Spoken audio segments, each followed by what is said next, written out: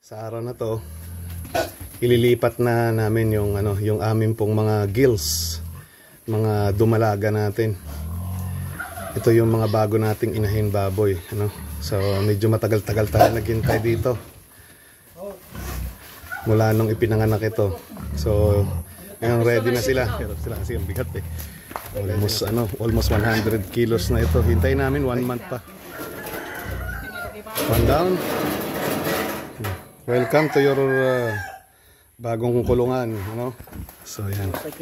Pangalawa natin na inahin.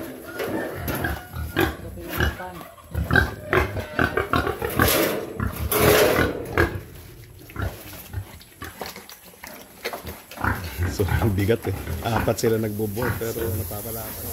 Iniwan natin talaga to dahil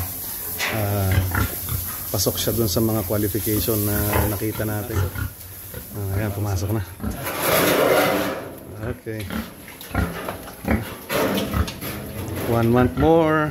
Pwede na natin silang pakastahan. Sa kanila, kundi maraming siksik.